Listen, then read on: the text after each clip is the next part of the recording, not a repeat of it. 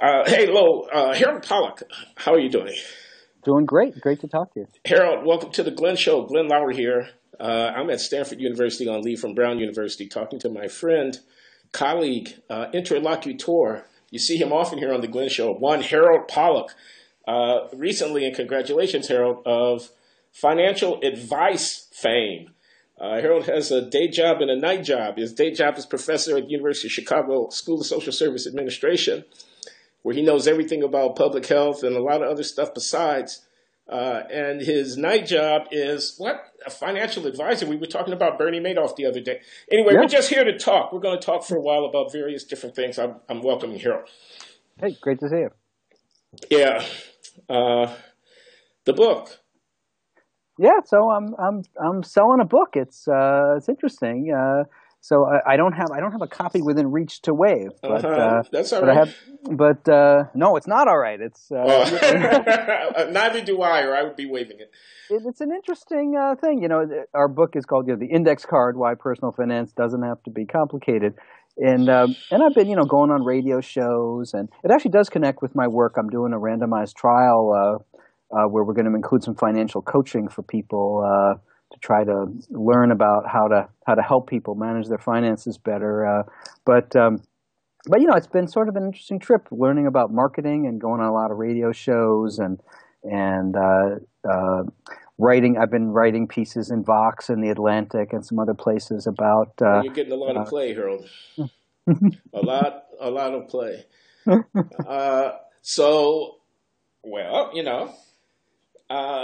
You were mentioning before we went live here one particularly unusual experience that you had in some hip-hop venue somewhere or another that really struck my fancy. You want to tell us about that?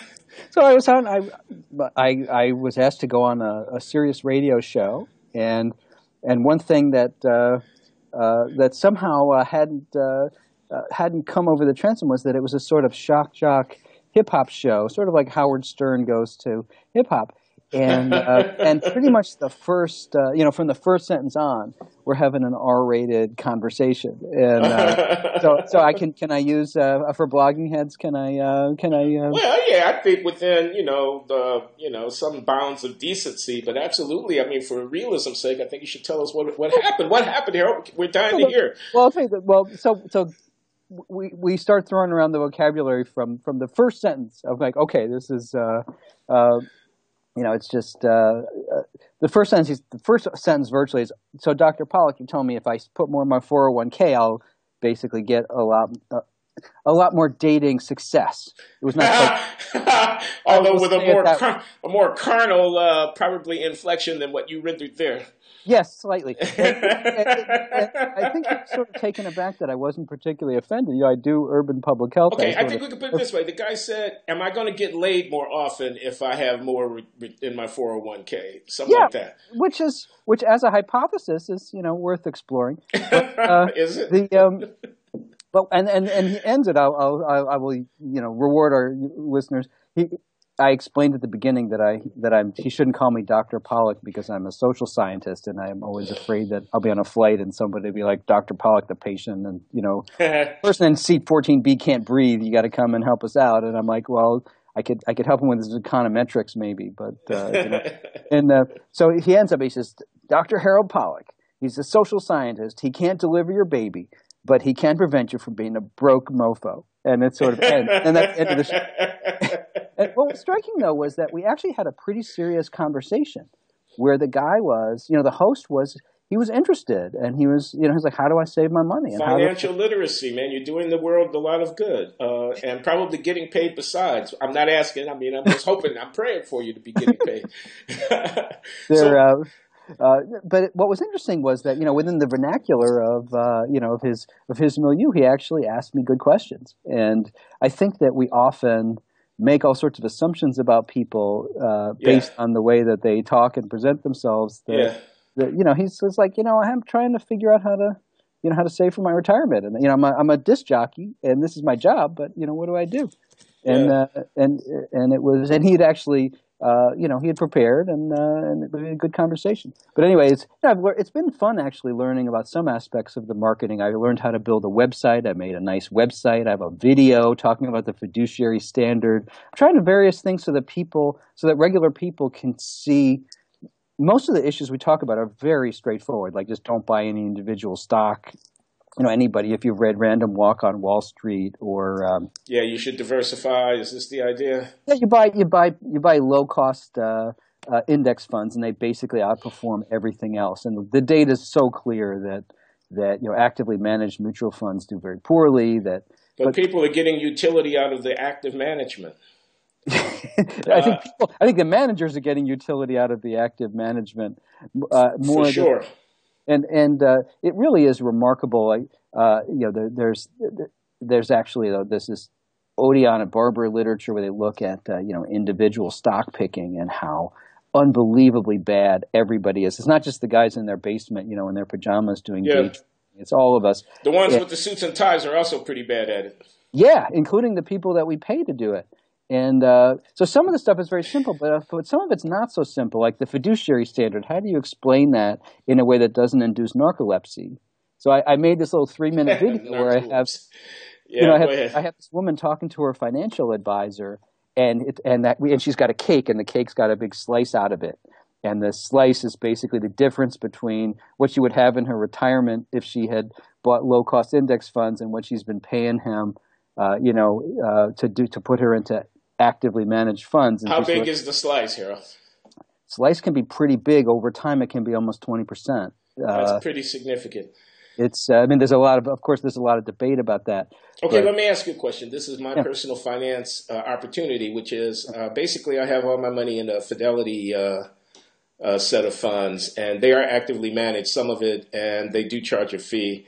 Mm-hmm. And the return has been okay. It's been, solid. But then the market had been, until recent debacle.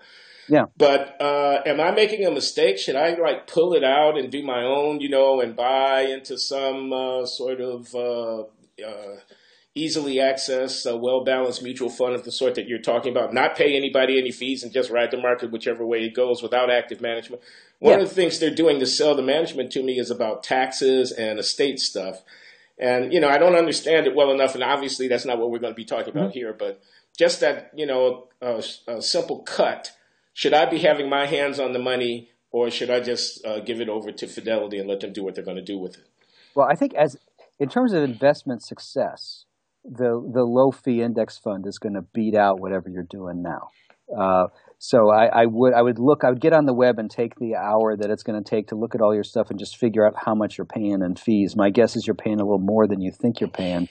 But the other thing that I would say, let me say what you really should do, and this is because you probably have a slightly complex financial life just because you're a successful professor and you're nearing retirement, or however you want to retire, I think what you really should do is find a fee-only fiduciary advisor and go to this person with your shoebox full of stuff for 1 hour and pay them $400. That's cool, Harold. I see what you mean, because they have no ongoing stake in managing the money, but they're taking a lump sum up front and a modest amount to just give me the benefit of their advice and to get me on my own, started out on my own 2 feet, so to speak. Thank you. Yeah. Thank you very much for the advice.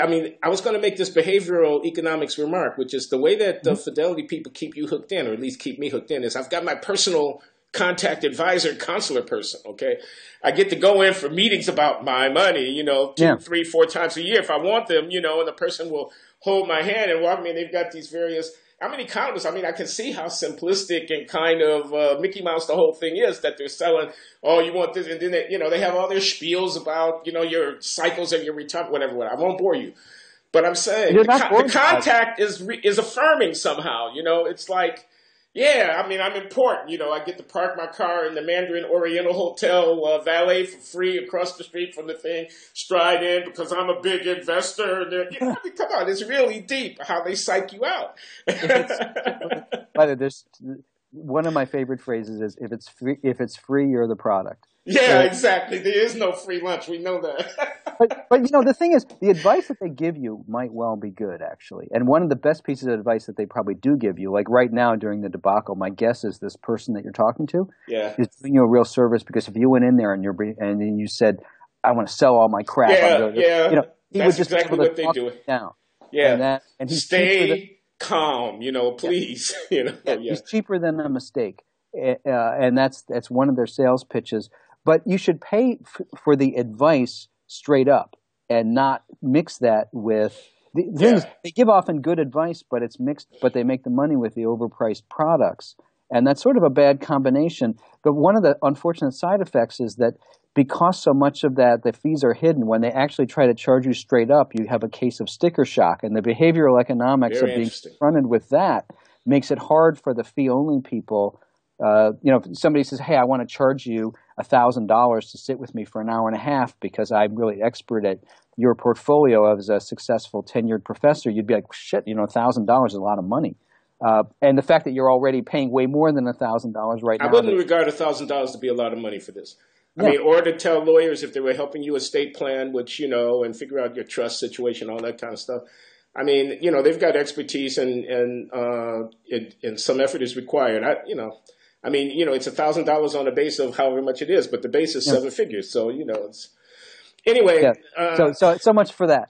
But I was just thinking an interesting economics question is, what is it about particular products and particular industries that lead to the hidden fee thing versus the more explicit fee, the form of the contract, the nature of the sort of transparency and stuff like that. I don't know what that is, but, anyway, we were going to talk about something else. But it's certainly the information asymmetry and the complexity of it is certainly a key part of that. And the fact that it's also been presented to us in a way. You made a lot of your investments through your employer. You never really. It was never a market where you really went out as an individual and did anything. You were. And by the way, as you know, these employer-based benefits are also hidden fees. It's implicit in the wage. The employer is paying for the healthcare, quote unquote, only in the sense that when he hires you, he's paying you a wage and he knows he's paying the healthcare. What do you think your wage would be if he didn't have to pay the healthcare? Certainly not lower. Certainly not lower. That you're welcome to my world. If you think about the debate over the Cadillac tax and things like that, it's really can we handle a policy conversation where we make these things more transparent? But I would say one final thing, and then we should shift, which is I'm very interested in how black-white disparities and other kinds of disparities sort of are intertwined with some of these issues about the behavioral economics of saving and advising. And when I talk to my young African-American friends about how they should get themselves started, they face some dilemmas that I don't face. And things like, am I ready to buy a house? Turns out to be a really interesting and deep conversation. And with my students and the way that money interacts with people's human relationships in a complicated way. I can't tell you how many of my students will say something like, "I've been living with my partner for 2 months. We have each other's Facebook passwords. We've never looked at each other's credit card bills. We don't know each other well enough for that."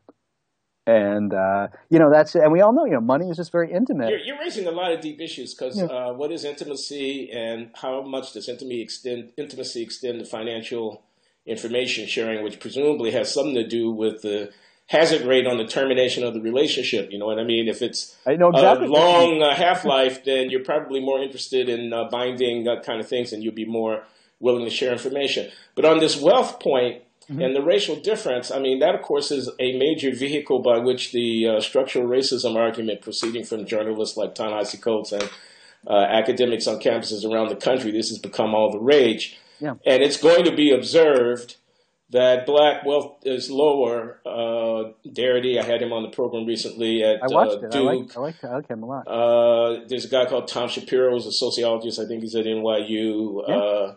Had a book out with Mel Oliver long ago that became very fabled in this respect. It's at the root of the reparations argument.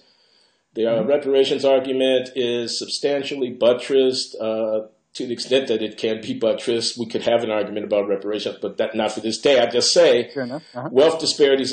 And so the way it's made real, the way that the, quote, plunder of the black population from slavery and so forth, the fact that Reconstruction did not involve a fundamental land reform in which the plantations were turned over as many of the commentators, Thaddeus Stevens or somebody like that would have wanted,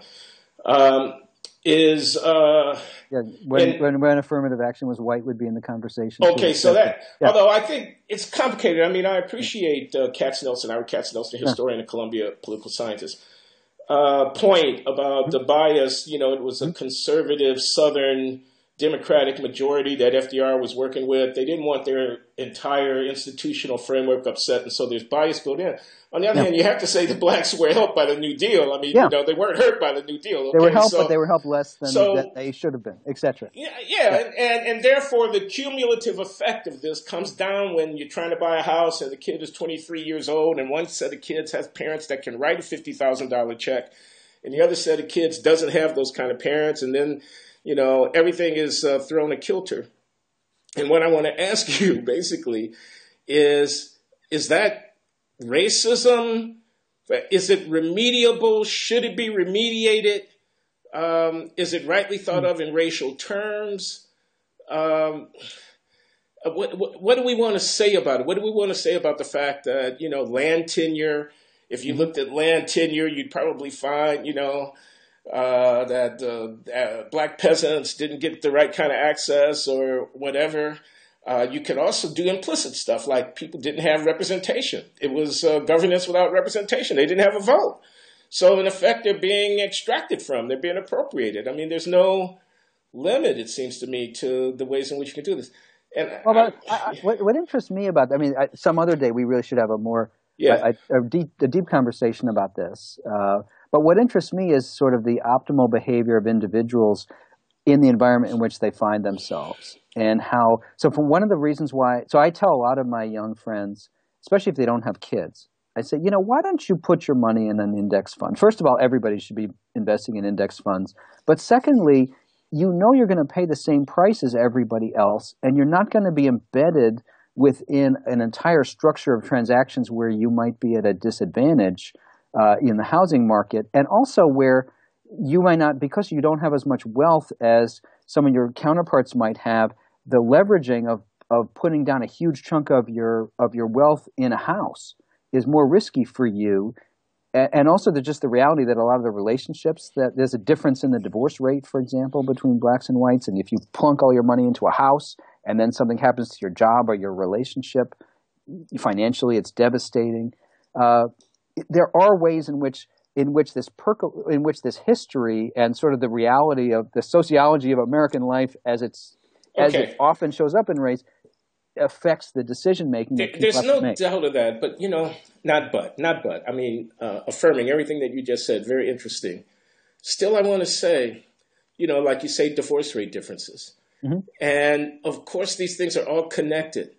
On the other hand, as between various populations, I don't know, largely Catholic Mexican immigrant population, a largely highly literate and professionalized Jewish upper middle class population, an inner city African American population in an industrial, declining big city in the United States, there will be different divorce rates.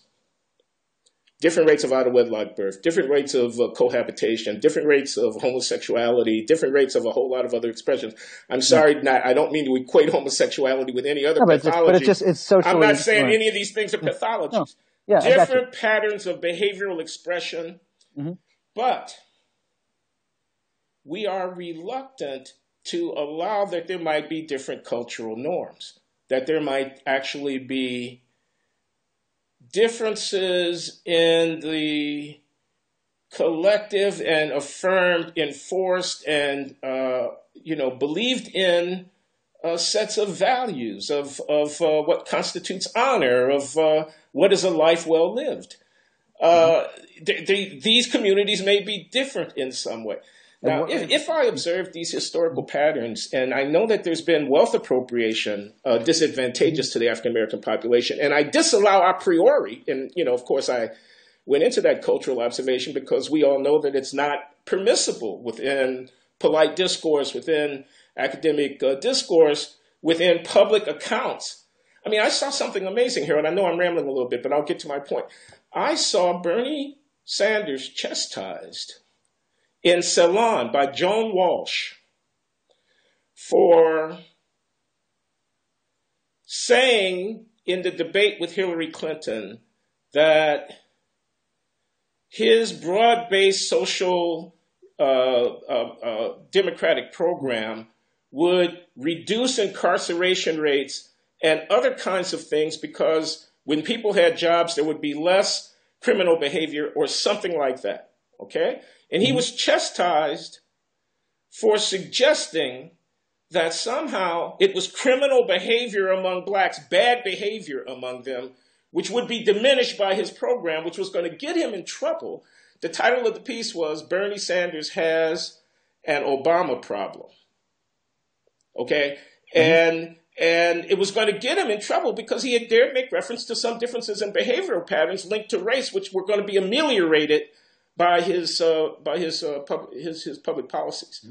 And I thought that's astounding. You mean to tell me you can't observe? I mean, this is not just don't talk about black on black murder when you discuss the value of a black life in an urban environment. Don't talk about this. Is not just that taboo. This is a more profound kind of because that's a discursive taboo. That's we won't go there. We won't discuss it. This is an epistemic taboo. This is a kind of I refuse to acknowledge a kind of causality or a kind of social reality that's actually relevant to my problem. Okay, I've gone on for a while. You see what I'm getting at? I do. Well, let me get to Sanders in a minute because I think we want to talk about Sanders distinctively. There's a bunch of things we can talk about with Sanders. But let's come back to the cultural issues and how it relates to some of these financial things. So I think there are different cultural patterns. And so one of the biggest things is that, especially for people who are, say, the first person in their family to go to college, buying a home is really a badge of honor. And it's really a sign of upward mobility and adulthood for a lot of us. In fact, that's true for all of us, but it certainly has a special meaning if you are, say, your family is from the south side of Chicago and you've gotten a job as a teacher and now you're living in Homewood Flossmoor in Chicago and you're thinking about buying a house. And that's really like you've done good, and that, I mean, that's deep for everybody. And I think there's nothing pathological about any aspect of this conversation. But then you sort of have the conversation, you think, well, this house that you're thinking about buying is $250,000 and you're earning $80,000 a year right now. And let's walk through the blocking and tackling of how that's going to be successful for you. And there's no question no one's behaving pathologically in any way, but there's a question of prudence. And these cultural values and signifiers and family connections really matter because so I buy this house, I have a good financial plan, but now I'm the person in my family who owns the home, who lives in Homewood, and who people can turn to as the source of support when something bad happens to them. And I'm able to pay my mortgage and everything, but I don't have a whole lot of extra going. And all of a sudden, people look to me who are close to me for help because they really have something that they need help for. And there's no villain in the story, but I'm entangled in a social network where other people might have to call on me for resources, and my wealth is in my house. And is that good or bad? It's good in one way, that if it were in my 401k, it would be a little bit too easy for me to borrow from that 401k and start doing things that maybe not in my long-term interest. But there's no, in a way, these cultural things they're so radioactive because we talk about them in connection to these, to crime and to these differences in performance and sort of worthy behaviors. But they show up in everything. They show up in how people are trying to save for their retirement. They show up in what people eat, and they show up in so many ways that we want to honor and embrace our culture, but we also want to be careful in that it frames the way that we think about our choices, sometimes in a way that puts us at risk. And, one of the challenges, I interviewed a retired football player, Dante Stallworth, and I was talking to him about how he managed his money. And a lot of athletes love to put their money into like a restaurant because it's like, I can touch it. Yeah. And the idea, like I would invest Yeah, in yeah, the yeah, index yeah. fund, you know, And they that's. could get some cachet on their public name and so forth. But it's also just this You idea know, that it's Vinny tangible. Testas. Yeah, yeah. So, yeah. And so So, I think these cultural things are interesting okay. and deep. But Now we I want to ask also, another kind of question. okay. I mean, and I hear you.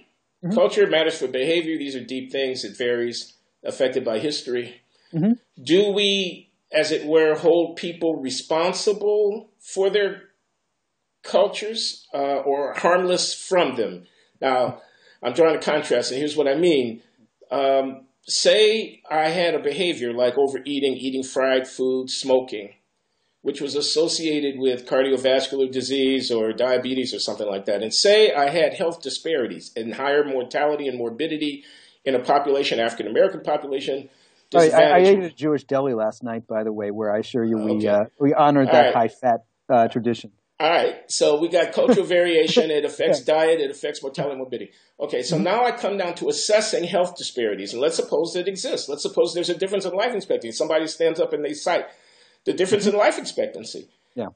Am I permitted to, should I want to, make a correction before any inference about the disparity having some implication for racism, of adjusting the disparity for the observable differences in the health-related behaviors in the population? To do the adjustment would be to hold people responsible for the different patterns of behavior. To not do the adjustment would be to hold them harmless in the sense of assessing whether they needed some remedy for the fact that they had the disparity. It would be to hold them harmless from. So which should we do, Harold? I think the answer is a little bit particular. I certainly think, by the way, that we need to have a transparent conversation, because if in fact, like one of the things I love about Barack Obama is that he's very health conscious. And I remember during the 2008 campaign, Maureen Dowd was making fun of him because he wasn't eating a Philadelphia cheesesteak and therefore was not an authentic whatever, in that stupid way that campaign coverage goes. You see how much grease is dripping off of that cheesesteak? Yeah. You see the way they just cooked it right there on top of that thing? Yeah, that's right. And I'm here he is, a 47-year-old African-American man who's like not hypertensive. And I'm like, okay, so Obama's a good model, but I think you're dodging my question because it was a philosophical question. I think that some of these behaviors are so endogenous to the disadvantage that people have that at least has to be part of the conversation. But I certainly think whether you hold people harmless or not in some sort of statistical analysis of discrimination, I think it's incredibly important that we not have conversational taboos about the causal pathway. And because we can do something about the causal pathway. I mean, suppose we say that differences in HIV transmission are totally rooted in historical disadvantage, and we had a bunch of convincing stories that explained why that was so. We still want to get out to people. You know what? There's a risk of HIV, and here's what you need to do to protect yourself and the people around you. And if somebody, like when I did public health work, I always thought there were two kinds of people that one would talk to in inner city minority communities. There's the person who says, I think the CIA created AIDS in 1965, and so now we all have to do what we have to do for public health, sort of the Reverend Wright type folk. And then there's the person who's like, Jewish doctors are spreading AIDS. Right? There's a third kind of person, which is the person that is more hip to the public health messages rather than any of this stuff. But the distinction between the sort of Reverend Wrights of the world and the Louis Farrakhan's of the world is actually quite important. That there's a lot of people who say, I want you to acknowledge the historical disadvantage, the importance of it, and the need to address those historical disadvantages in all sorts of ways. But I also want to get the work done right now in whatever way is most pragmatically helpful to reduce that disparity. And that person I want to deal with. So we do have discursive taboos, and for my money, the taboo that says you can't talk about black-on-black homicide, I just use this vernacular term. We both understand it's much more complicated than that. You can't do that because that's a diversion from talking about state-sanctioned violence against black bodies, is a kind of discursive taboo, and it does get in the way of causal understanding if I take to be the object of that understanding, the valuation and threats to the integrity of the black body. I mean, it's a rhetorical move. Pardon? How much is that taboo real, and how much of that is greatly exaggerated? I mean, I see a lot of conservative conversation where like nobody can talk about black on black crime, and I hear a lot about black on black crime. Excuse me. In the context of the discussion of the role of the police, the taboo exists. I understand that there are responses on many fronts in communities, including the African American community, to the traumatic things that happen in their midst. If people are being buried, this is just fundamental sociology, Durkheim or something, a whole elaborate structure of belief and mythic identification is going to be built up around it, including fervent expressions of the valuation of the life of this son's whose mother sits grieving over the dead body and so forth and so on. Of course, you would be denying the humanity of black people if you didn't know that such endogenous, intrinsic, deeply rooted expressions of the valuation of the lives of these victims would be expressed. So I'm not denying that in the least, not in the least. Mm-hmm. However, governing an American city today in which violence is a fundamental element of life there requires the engagement of the police with communities of color which are disadvantaged, in which there is high rates of criminal participation, high rates of violence, high levels of weapons, and so forth. So in that context, that's the context that I'm talking about. That's the one that the President of the United States and the Attorney General of the United States have had to address their attention to. Yeah. That a national movement that people are likening to the movements of the 1950s and 60s has arisen. That presidential candidates have had to tailor and alter the way in which they address these issues and so on and so on. We could go on for a long time about this. It's in that context that the discursive taboo on recognizing, and I'm going beyond, as it were, black on black homicide rates to talk about the reality of the level of criminal activity, the level of violence, the character of the threat, the nature of life on the streets in these communities, the communities where poor black people live, the communities where the heroes, everyone from Tamir Rice to the surviving relatives of Eric Garner, who are now participants in the presidential campaign discourse, reside in those communities. The communities that working class white cops from places like Staten Island and Cicero, Illinois, have to go and risk their lives. In those communities, where those very same cops are despised by people who now, in their routine persecution of their duties, will find themselves surrounded by mobs with cell phones. In those communities, the discursive taboo, which prevents a realistic assessment of what the maintenance of order would actually mean, which would have to be, secured by the officers of the public trust, a realistic assessment is obscured. The causal mechanisms are not identified because we have a discursive taboo. And if you were to mention it in the context of Freddie Gray, in the context of Michael Brown, or even in the context of Trayvon Martin, if you were to mention it, you would be driven from public discourse. You would be prevented from speaking on an elite college campus. Your piece would not get published in the New York Times, Harold. Well, that's what I'm talking about. Thank you for allowing me to say it. Well, by the way, I would say your friend John McWhorter has been writing in the New York Times. There's a lot of people writing in a lot of places. Okay, it's not exactly clear Don't how... Don't nitpick me, man. Address my argument. I overstepped. I agree. Okay. Well, let me say a couple things. I think you're right that within the African American community that there is such a focus on excessive force and misbehavior by police and over-incarceration that does constrain some of the conversations that we need to have about ways that we need to reduce the violence. The way that it's shown up in my own life is that I very much would like to see more focused deterrence around guys who are caught carrying guns. I mean, guns are basically the vector through which the deaths are occurring.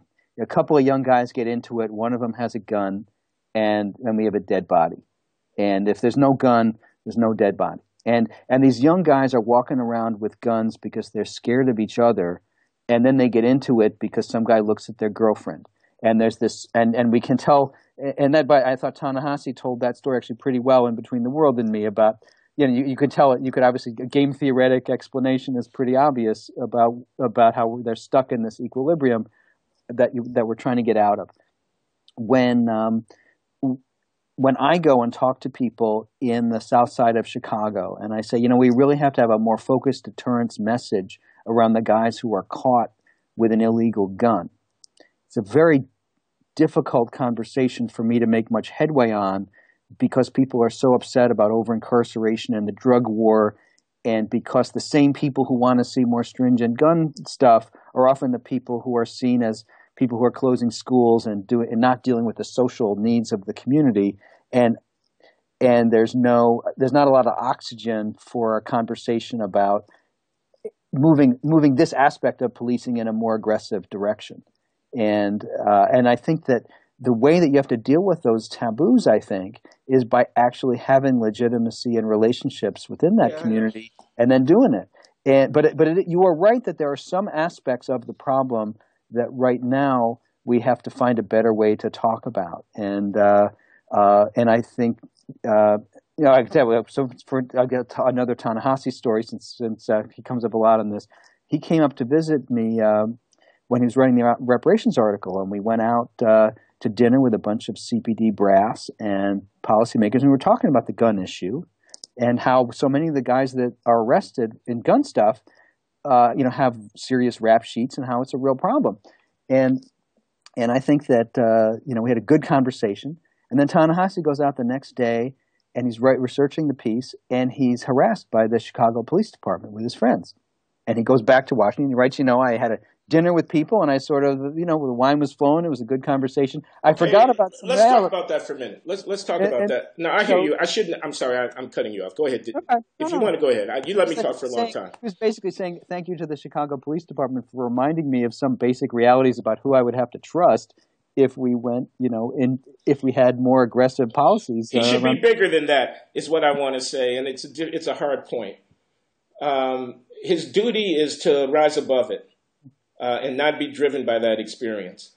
But I mean, that's a heavy lift. Okay, I understand that, and so you can't begrudge somebody that they didn't do it. But that's the point. That's the position that I want to stake out. Shall we shift over to talk about? Yeah, but we weren't finished talking about this. I mean, I'm interested in the problem. I'm interested in the problem of stereotypes and statistical discrimination and the ethics of it. Mm-hmm. And one of the things that happens is, you're going to get, quote, harassed by police, quote, if you look like somebody who they think might be an offender. Ta-Nehisi is black. He's relatively young. He's of a body size and so forth like that he might be mistaken for, quote, a thug, close quote, or whatever, okay? So It's going to happen. I mean, I didn't like it when I was asked to present my ID when I was trying to get into the English department building to hear a lecture. And I thought that, first of all, I'm a professor. Secondly, I thought they should be honored that an economist wanted to come to the English department. And they wouldn't let me in without showing an ID because it was after hours and they have a security thing. But I'm saying to myself, if I had been a white kid or even a white guy looking like this age, they wouldn't have asked me for my ID. But because I live in Providence, Rhode Island, and townspeople might wander up the hill, and because there have been incidents, right, where kids' cell phone is taken and whatever. So, and Brown has deployed security officers who stand on the corners. They're unarmed, but they're just visible presences in the byways into the night here in order to maintain a certain kind of environment. Anyway, what I want to say is, if I'm writing about the relationship, I'm an intellectual now, between the community and the police, and I experienced the offense on the downside of a predictable consequence of the disparity in the offending rates by race or the high level of offending in a particular environment. Now, if a bad cop is just running around trying to find a black person arbitrarily in order to perpetrate some offense against them, obviously that person needs to be dealt with. But if somebody's on the streets of Hyde Park or someplace else and it's a mixed population and there are incidents, this kind of thing is predictably going to happen. But it's also, isn't it predictable? So I'm working with a group that's trying to sort of deal with some of the policing issues we have in Chicago. And so I've been marinating in things like the collective bargaining agreements that the police have. Yeah. And almost every case where someone presents a complaint against police, the procedures are set up in such a way that the officer has a tremendous advantage in the way that is pursued internally, and where in reality, almost all, some of the statistics on the number of cases, the percentage of cases that are decided in favor of the officer, it's just amazing. And especially in cases where we know that where we have video of police behaving egregiously and there's no accountability for it, it's not surprising that that there's this tremendous community backlash, because so many of the young people that I speak to have very specific experiences where they have been mistreated. And it's Harold, no one is denying that. I'm not denying that. The question is, how are we going to police the city? Okay, and we have to. I don't think it's correct to say that people haven't been held accountable. People haven't been convicted. Darren Wilson was held accountable for Michael Brown's death. He wasn't convicted. Well, but the guys in the Eric Garner situation were held accountable. They were tried. They were put at risk of loss of their liberty. A jury of their peers declined to convict them. Oh, well, but let's. Now, can I just make this point, though? Yeah, go ahead. The idea that the situation is one of a massive imposition upon African American personhood of unaccountable violence from the state is false. That's what I'm saying. It is not a realistic characterization. The idea that I might be stopped and asked to produce my ID or in some other way harassed, as I was in New York City, riding on a bicycle when I was accosted by police officers for the crime of riding my bicycle on the sidewalk. That fact, it happened to me, it happens to people every day. Anyone can tell these stories. Yeah. Does not constitute a demonstration of the normative claim that the forces of the state infringe upon the liberty of African Americans in such a way that we have a major political issue on our hands. The political issue that we have, if we have one, is the unequal protection deriving from the state's monopoly on the legitimate use of force enjoyed by the residents of high crime districts in our cities. We have a very serious problem here, okay? Well, so getting it wrong, I don't care about somebody's story about harassment. I don't believe that it rises to the level, as I say, it's rhetorical, it's dramatic, it's remonstrative, it's moral manipulation, it's a shell game, Harold. That's the position I'm staking out. Black Lives Matter indictment of the police of this country is a rhetorical move that illustrates the amazing leverage that ideas can have over our ability to comprehend the reality in which we're embedded. That's my position. Well, I guess I agree with aspects of your position, and I disagree with others. I certainly agree that the disparities in violence require effective policing in low-income Black communities where people are being murdered and where life is unsafe. And we have to create a situation where police are effective at that and where they have the legitimacy in the community to do that job. I think, though, there's a couple of things. One is the number of stories that I've heard from young people where they get stopped. A 17-year-old kid gets stopped. Cop believes that this kid's dirty, but there's nothing on him. And he says, you know what, if you're not in a gang, then you won't have any problem if I drive you 2 miles across the gang boundary and handcuff you to this bench and just go out and get a cup of coffee and come back. You're kidding me. Stories like that. Or I'm going to drive you across the boundary and just drop you off, and then you're going to figure out a way to get home. Or stories of casual disrespect that people have. They're common, and I think that I think everybody across urban America was caught by surprise by the Black Lives Matter thing in a certain way. I've been in a lot of rooms where people talk about law enforcement, and I've always heard from police, we have to get along really well with the citizens of Englewood because, among other things, they have to tell us who has committed the crimes. And, we need pragmatic cooperation from people in these communities to keep them safe. But among the real serious urban politicians, the politics of policing has really always pivoted around two things. There's mobile people who, if they are scared, are going to leave the city. So there's people who live in Lincoln Park in Chicago who could move to Evanston or who could move to Flossmoor. Okay, and who pay taxes and so forth. And there's the Paul Peterson realities of city limits. And there's the police union, which is a very big political player. Yeah. And And we have to make sure that they are happy, among other things, because if they are unhappy, then they will not be affected. The idea that the police department is specifically politically accountable to the residents of these low-income, high-crime communities is actually a kind of new thing. And the idea that if the people in the South Bronx basically are just not happy with the way we do our jobs, that I could get fired, that's not the vibe that 5 years ago you would have heard. Okay. You would have, and I think that Black Lives Matter. So go ahead. Yeah, I know we want to move on. Let me, in view of your generosity and conceding that there was some merit to the concerns that I had about public safety and so forth, but nevertheless wanting to emphasize that the reality within these police departments, many of them in the practices and so forth and so on, and then the politics behind that will leave black people feeling powerless against this force. I want to concede the legitimacy of that. I mean, police unions, prison guard unions too, for that matter, and in a different venue. And this yuppie, we would have called them in years gone by, class of people who want to redo buildings and put track lighting in and hardwood floors and stuff, and revitalize restaurants up and down the avenue and whatnot. And we don't want to lose that. Not being responsible. Okay, so I mean, I'll take all of it, and it's complicated and it's a pretty interesting story.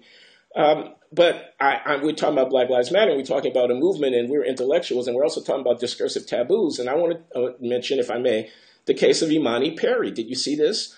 Professor Imani Perry of African American Studies at Princeton. I don't know the details of it. I know she was stopped by police. She was stopped by police, and it was in the New York Times. It was story in the New York Times. She made a big deal out of it. She went on Twitter and Facebook, and there were many likes and shares, and people commenting as they will on the social media about how awful it was that she claimed to have been poorly treated by the Princeton Police Department, having been arrested merely for a parking ticket, and then having been touched by a male officer who was having been handcuffed to a bench when she was in custody because she was taken into custody.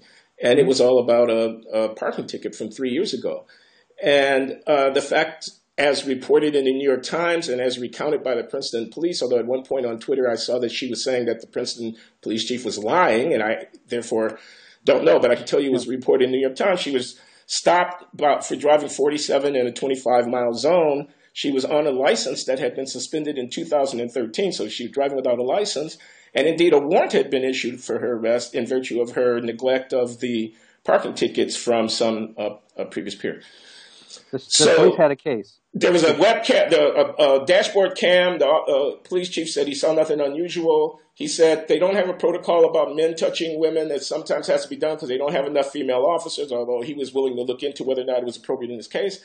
It's a protocol to secure the suspect in the police station when they take the person in before they're whatever. She wasn't permitted to make a call, she complained, with her telephone to let people know where she was going to be because she was going to be taken into custody. And she didn't want to end up like Sandra Bland. Okay, this is a professor at Princeton, okay, who fears that the Princeton Township Police are going to abuse her, but complains because the protocol is once you've been booked at the station, then you can make your call. Okay, so all of this, I know these facts. Okay, now how do I know them? Because she made a federal case out of this. Now, with respect to Professor Imani Perry and the powerful feelings that she must have from having had that experience, I too have been taken into custody by police officers. It's very unpleasant. But I have to tell you, Harold, if I were driving knowingly on a 3-year-old suspended license at nearly twice the speed limit, and I got pulled over, I would expect to be taken into custody, Harold. I would expect to be taken into custody. There's a warrant for my arrest. I'm driving at almost twice the speed limit. My license has been suspended for 3 years. Come on. Not taking a person, any person of any color and any rank into custody under those circumstances would be to give them a pass. Okay? Now, he could have done it. He could have given her a pass. He could have said, oh, you work for Princeton. Oh, I tell you, madam, you got to promise me. You got to promise. He could have done that. He didn't. Yeah. He could have done that. He didn't. Okay? Is his election to not do that an indication of the awesome power of the American state's unaccountable policing? It is not, Harold. No, plainly. The avocation by this woman, Imani Perry, of Sandra Bland is a crime against our collective consciousness and awareness of the reality of our lives. It's a manipulative appropriation. Okay? It's the deployment of a symbol on behalf of the pettiest personal motive. Okay? It's wrong, Harold. It needs to be denounced and called out.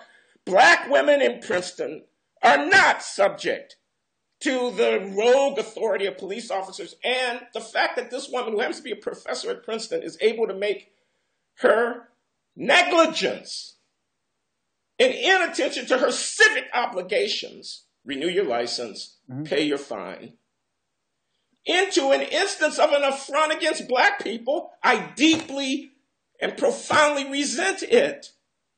Get your hands off of the collective reputation and the moral integrity of my people.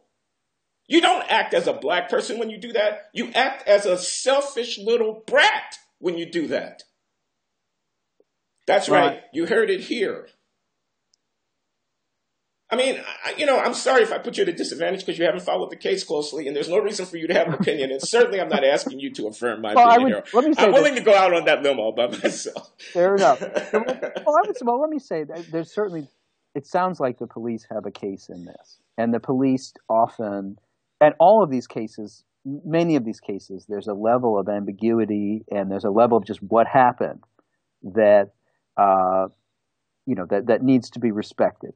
And one of the striking things about these video cam things, of course, is they bring out how often, like in the shooting in Chicago, where all the officers except one are doing exactly the right thing. This one officer drives up, kills the kid, and then all the officers who are doing the right thing, nonetheless, they support the. But it's on both sides. That the Michael Brown case, there was substantial evidence that was exculpatory for the officer in that incident. So it's certainly every case needs to be. Nobody's a stage extra who's just there. Everybody's got a story that actually has to be. Well, everything that I said there was reported in the New York Times. That's all I can tell you. Okay, I just told you what I learned from reading the New York Times. But we don't have all that much time. Yeah, we don't have that much time. I'm sorry. We did want to talk about Bernie Sanders and Michelle Alexander's article in The Nation. Is that what we wanted to talk about, or did we? I mean, if we did want to talk about that, I'm okay with that. More discursive taboos at work, but the Black vote, South Carolina primary coming, this kind of thing. I could say a couple of things. I'm actually heartened that the Black vote is so pivotal in the Democratic primary. I mean, the African American community actually has real power. Nobody's patting the Black community on the head on this. This is really. I mean, the African Americans in South Carolina and other places are going to play a huge role in who's going to be the next president of the United States, and everybody knows that.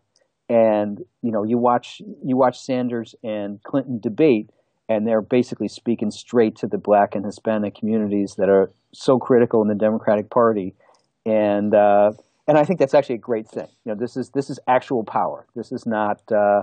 This matters. Yes, sir. And it's that's one thing. I must say I'm not feeling the burn on this, and I think. Are you making a declaration here? You're endorsing Hillary Clinton? Yeah, and she's an imperfect person in a lot of ways, but I think the Black community will rescue her nomination because At least you hope so. Yeah. Well, I think one thing about most, the African American community as a whole, not obviously everyone, is I think that people are very focused on. It's really important to win the 2016 election. We got to, in South Carolina, for example, we want to somehow figure out a way to help people get Medicaid and deal with the fundamental problems that people have who need help from the government. Wait a minute. Nikki Haley is the governor of South Carolina. I don't anticipate that there's going to be a Democratic governor there anytime soon. But I take your point. I mean, it is not an aspirational exercise. It is an exercise. It's a pragmatic exercise. Okay. And I remember when I was working in Flint in the year 2000, my African-American colleagues were puzzled by the Nader phenomenon. And they sort of thought, is he a Republican? I remember people would say, is he a Republican agent or something like that? Because he's obviously going to throw the election to Bush. Yeah. And he did. And he did. And I think that there is the idea of sort of, a campaign where the Sanders, I like Bernie Sanders. I think he's a very decent person running a classy campaign. I don't see the roadmap to go from here to there on almost any of the issues that he's talking about. Whether it's mass incarceration, except for on the issue of Wall Street, there's a lack of substance, or at least a lack of sort of detail and sort of the kinds of things that you and I as policy wonks want to see. That makes it like their healthcare plan is like an 8-page thing. Yeah, I know, and you have a beautiful piece on why it is not so easy to get from here to there on a single page. But I just want to I want to talk about Wall Street for a minute, because this circles back to an earlier part in our conversation when we were doing the finance thing. Now it's big finance, not personal finance. But I have to just tell you, I'm going to confess this to anybody who can hear me. As an economist, I shudder at the prospect that the rage that's fueling Bernard Sanders would get their hands on the financial services industry. I just have to tell you, just let me finish, okay? Because I want to be clear that I'm not against the value of getting some money out of the accounts of the fat cats and putting it to some other person. I'm saying the financial services industry in a global financial system, not only its importance to the oiling the gears of the American economy, but just as a service.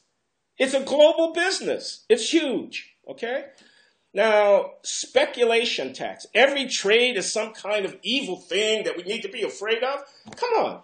That's just like hackery. That can't be a serious assessment.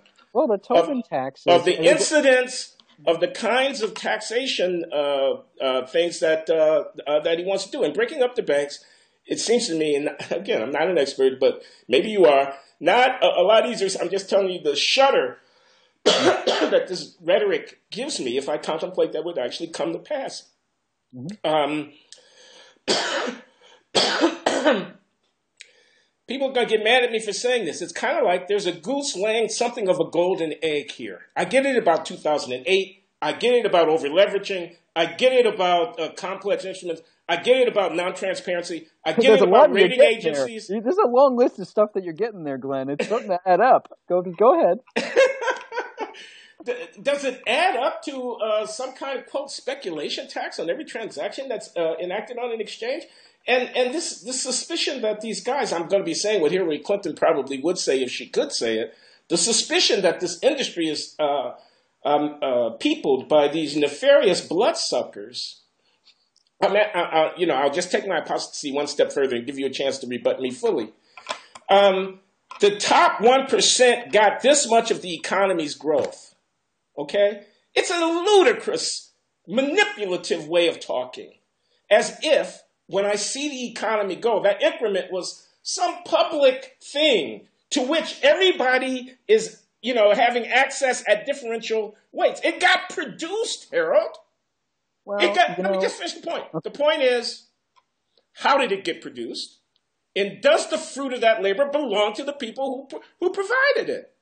So if you want to redistribute wealth, then go ahead and redistribute wealth. I'm taking your money and I'm giving it to somebody else. But the idea, this backdoor argument, it was everybody's money and you got an unfair share of it. Where did it come from?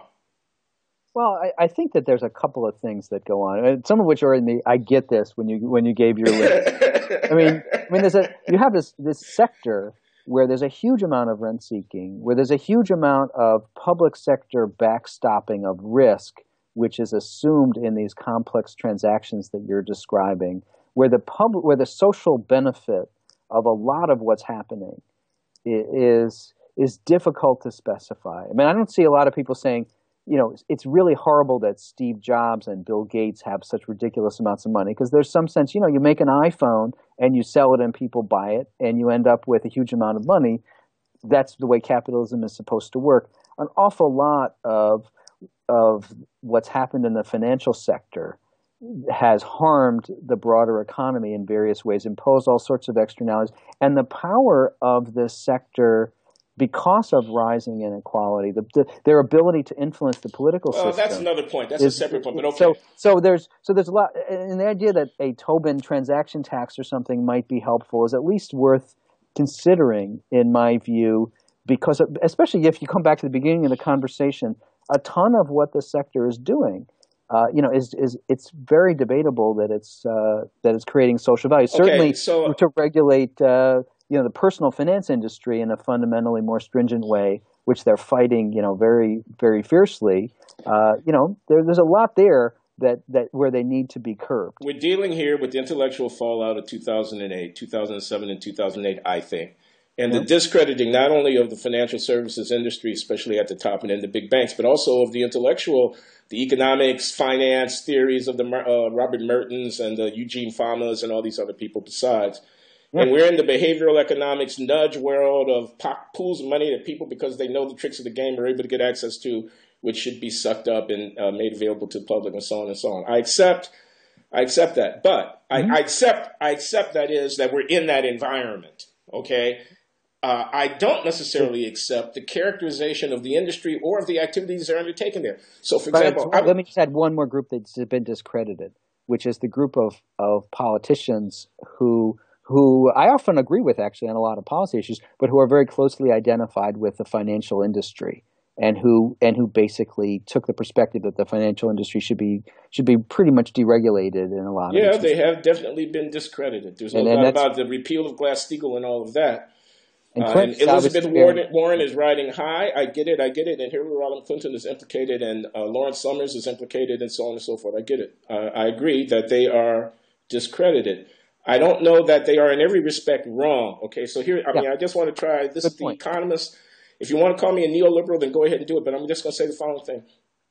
It's an illusion to think that if I can see the fruit of the product, like an iPhone that I hold in my hand, that's a greater production of value than if I can't see the fruit of the product because it's embedded in the profits made by a securities trade. That's an illusion. The securities trade's profit is also socially productive, although it doesn't have a real, in the terms of physical connection, relationship to productivity. To wit, everyone has seen The Big Short. The guy that took the other side of the market and who leveraged himself into billionaire status did a public service, okay? Calling up and bursting the bubble and forcing the confrontation with the House of Cards thing was a public service. And the fruits that he took out there, arbitrage, let me just go further. That's very vivid. Arbitrage, that's me seeing an opportunity. There's something that is selling high over here and that is trading low over there. And I went and got it, found it. Maybe I never got up from my keyboard, moved it. Maybe no pieces of paper exchanged hands. And the prices move toward equality. That's public service. There's social surplus underneath the demand and the supply curves that have been brought into closer equilibrium by that activity. It's just an illusion to assert that financial services, because it does not involve manufacturing of goods, that they haven't done anything. And it's a slander. Okay? Well, let me question that. It's demagoguery. Right. But you're right that there's certainly financial services that are valuable. And we want prices to stay close to their fundamentals. And short sellers who observe that a particular company is drastically overvalued contribute to the economy. That's what I'm talking about. Now certainly, and if somebody is figuring out literally if they can execute a trade 5 microseconds ahead of somebody else, a lot of this activity does not actually generate the kind of public information and movement of prices back to their fundamentals and that sort of thing that you're describing. And the very fact that the financial industry accounts for such a large fraction of total corporate profits in America is itself kind of an indictment of that sector, because what it's supposed to do is efficiently allocate capital. And ideally, it should be allocating capital at a fairly low cost to the rest of the economy. And the fact that over time this sector has grown so big and so profitable is kind of concerning, because I want to see, I'm not disagreeing with what you said, but I'm not agreeing with it either. I want to see the accounting that tells me what the right size of the financial sector share of profits. There could be a model. We're going to need, this is why economists exist in my mind. You need some kind of account of how the industry is functioning, what the role of finance is, how it relates to other activities in the economy, some kind of Tobin-esque Bob Solo-esque general equilibrium kind of confronting with the financial sector. Maybe it exists. I don't know. It's not my field of expertise. Well, that would allow me to assess whether 18%, 30%, or 60% was the right number. I don't know how we know a priori that 30% is too big. And I don't mean to be making excuses for anybody. I'm just saying I'd want to look at it. By the way, the fact that that tax that you describe, the speculative tax, the fact that it's known as the Tobin tax tells you something about what he thought. We are speaking here, blogging his audience, of the great late James Tobin, who was a Yale economics professor and who had a profound effect on macroeconomics. He was the leading, or amongst the 2 or 3 leading post-Keynesian economists coming out of the 1930s, and with a whole lot of stuff that we could, the Tobin's Q and all this kind of, we could go into it, but it would take us off of the beaten path. I don't know, Harold. Friend of and mentor of Harold Pollack, by the way. Oh, I didn't know that, Harold. And you lucky man! After you left the Kennedy School, and when you were with Ted, somebody in Yale at the ISPS or whatever they call it. Yeah. But I want to end on something more positive. Okay, Harold. Because more positive than this argument about finance. Okay, yeah, go ahead. Your friend of mine, Keith Humphreys, wrote a terrific article in the Washington Post. Thank you for remembering that. In Wonk Blog. Keith is a fantastic yes, he is. Scholar and person. And I agree on all fronts. And where he noted that incarceration among African Americans is actually going down, and that black-white disparities, especially among women, have come down pretty strikingly. And, it's odd that this doesn't get greater attention. And there's lots of complicated reasons why these disparities have narrowed. But it's a very interesting fact that just, people should go to the Washington Post blog and find this, or my Facebook page if you can get there. But I just put the graphs up on the Facebook thing, and they're quite striking. For the women, I mean, the line for white women, which is below the black women's line, is going up. The black women's line is coming down, and they're converging over this period of 20 years. Whereas for men, the white line is rising a bit, but the black line is coming down precipitately. So the gap, while still substantial, is nevertheless narrowing.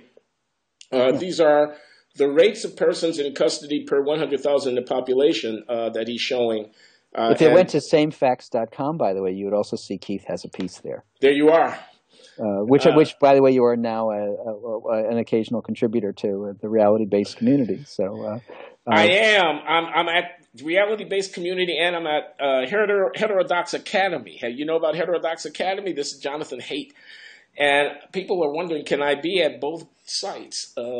Because I see no inconsistency whatsoever between wanting there to be viewpoint diversity in the colleges and universities on the one hand, and wanting to tether one's social observations to the evidence and realities in which we're embedded rather than some fanciful imagined world. On the other, I hope we can have a Blockheads conversation about that. I actually think that discrimination against conservatives in the academy is a real thing, even though it's often hyped, and that it does harm the academy. I also think some of that is conservatives' own fault, because on the merits, so many of the positions that they take are ridiculous, and the fact that the academy reject it. When you're on climate change and so on, is it really surprising that climate scientists are all liberal? I mean, it's et cetera.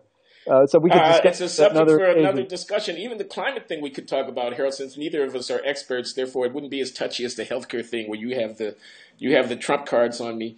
On the climate thing, I don't deny, please, no one out there think that I do, that, there are climate issues and that there are human activity that needs to be considered in the context of that. But what to do, how to do it, how fast to do it, how much to spend, how to think about it. I mean, it's, there are religious things going on here. I mean, mysticism kind of things that are behind it. I love our planet. How are we supposed to feel about our planet, the future generations? What am I, there's just deep stuff. So, for example, modern technological civilization ultimately is on the table if you want to talk about climate change. I mean, if we wanted to ask ourselves deep questions about how we're living, I'd be more on it than if we're just playing some cheap partisan cards where I want the Keystone Pipeline, you don't want it, therefore you're not for the whatever, you know. Well, I was just making a simpler point, which is Yeah. there's that liberals are, like everybody else, a sociological community, and it's always concerning when, for reasons that are actually quite understandable and intellectually defensible, most economists are most academics are liberal. Yes.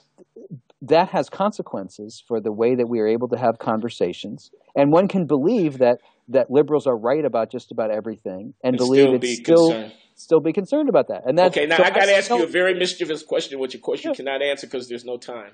There you go. Most academics are Jewish too, as a matter of fact. Of course, that may be an exaggeration, literally, but especially when you start getting into the rarefied precincts of sociology or economics, whatever like that, a lot of academics are Jewish. Mm-hmm. Do you think that there's any relationship, and I ask this, I hope without offending anybody, I just put a sociological question on the table, between the overrepresentation of Jews in the American Academy on the one hand and the political temper of the American academic climate on the other? Well, if you regard that as a somehow inappropriate question, you should instruct me. But I don't give you the opportunity really to answer, though you should have an opportunity to respond to my intervention. That could be a question for another time as well. Well, I thought you were going to go into the Israel-Palestinian thing, so I had some relief. This wasn't. That wasn't what I was thinking. I guess that's a sub-theme within this line. No, I was thinking much more about the kind of intellectual structure of ideas. I mean, I find, I'm writing this memoir, so I'm thinking about the early neocon years. I knew Irving Kristol. I mean, I knew him, cigarette smoking, a little short guy, very brilliant guy. He probably never sat and wrote anything more than 3,000 or 4,000 words, because that, but always a provocateur and whatnot. I knew his son, William Kristol, when he was assistant professor at the Kennedy School in political philosophy and stuff like that. I'm very much taken by, for example, the alcove culture. A lot of people love Bloomsbury. They want to think about John Maynard Keynes wandering around in London. I want to think about these Jews and some others. There were some others. There were some Catholics, and there was the occasional Negro in the mix. But, sitting around the alcove at the public university and, arguing the Trotskyite argument and reading the literature and rereading Moby Dick and rethinking about the American experience and things like that. Impact of Jews in economics is astounding, man. I was making a list as I'm trying to write my memoir and think about my MIT days of all the people who influenced me, from Paul Samuelson to Peter Diamond to Peter Timmon to Franklin Fisher to Stanley Fisher to Marty Weitzman to Robert Solow to I don't know if Franco Modigliani, the great Italian economist, the late great economist, was Jewish, but I bet my life on it. And of course, the fact that I know this is itself hysterical. Look at the Nobel Prizes. I could go on in my vein. If you were to look at the presidencies of the American political science, I mean, I haven't done it, but I'll bet you, I'd bet a whole lot of money that there would be wildly overrepresentation of Jews in these various subsets of the academic thing. And so the notion that the culture, I mean, it would have to be looked into. I once read a great book by a guy called John Murray Cudahy called The Ordeal of Civility. It was the intellectual history of Marx, Freud, and Levi-Strauss. And the guy said, if you want to understand this tenor of this strand, I mean, think about this Marx, man. I mean, think about the huge impact that he had on political thought. Think about Freud and the huge impact that he had on the psyche, and Levi-Strauss and anthropology and so on. He says, if you want to understand the development of these modernistic ideas in the late 19th and early 20th century, you have to understand the ordeal of Jewish assimilation into Western European culture coming out of the shtetl in the East, in Germany, early in the 19th and late in the 18th century. And I never knew about it until I read this book. The murder of Jews in that same context also. Pardon, say again? Not to mention the murder of Jews in that same context also as a profound shadow over that same intellectual life. That's true. Cudahy is only concerned with, Levi-Strauss into the early 20th century, but you're right. I mean, yeah, indeed. Yeah. So I once read this very fine book by your colleague, at least it used to be your colleague, Peter Novick, historian at Chicago, called The Holocaust in American Life.